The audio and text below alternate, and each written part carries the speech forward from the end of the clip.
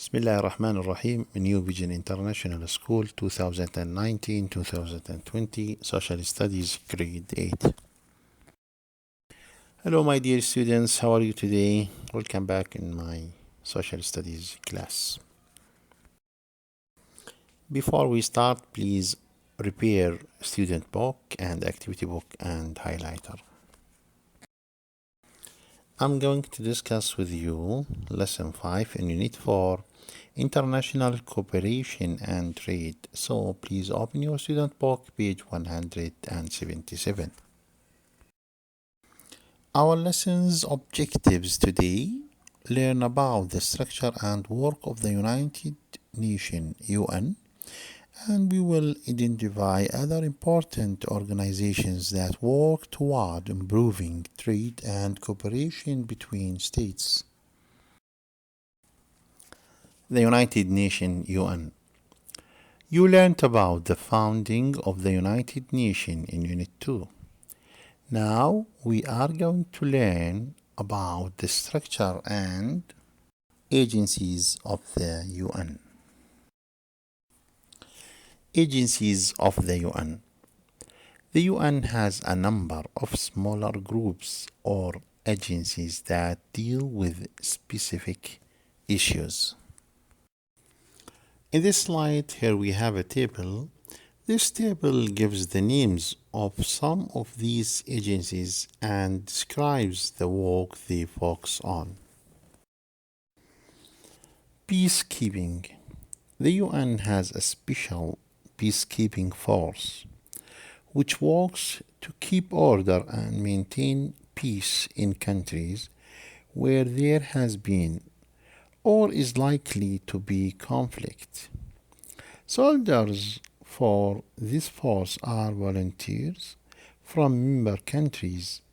They wear their own uniforms, but they are identifiable by their light blue UN helmets. The Organization of Islamic Cooperation, OIC. The Organization of Islamic Cooperation is the second largest international organization in the world after the UN. It had 57 member states in 2012.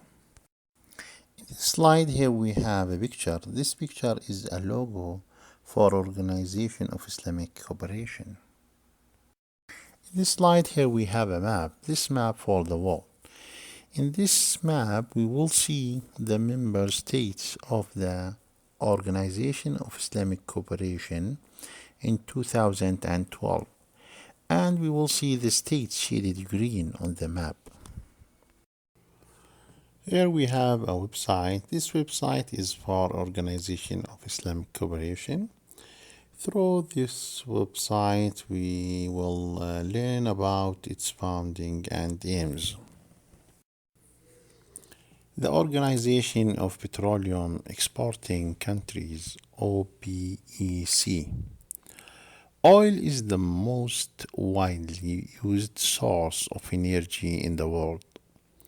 All countries need an ongoing and stable supply of oil.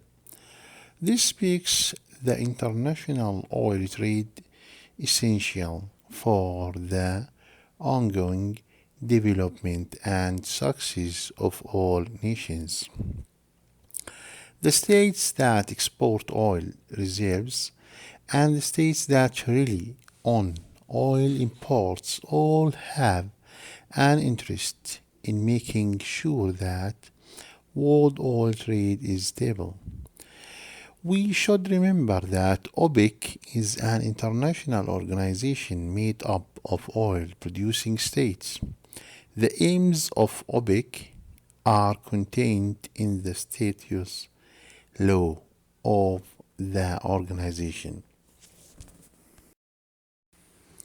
In this slide, we will see what does the statutes say. The statutes says the principal aim to OPEC is to harmonize the petroleum policies of its member countries as part of its effort to safeguard their interests. It further states that members of organizations shall work together to ensure stable oil price.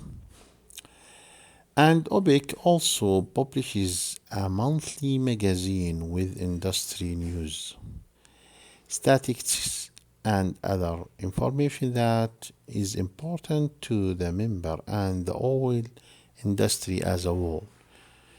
And we can access these magazines on the publications section of the OPEC website. Your homework will be in activity book page number 126. Have a nice day. See you next week, inshallah. Goodbye.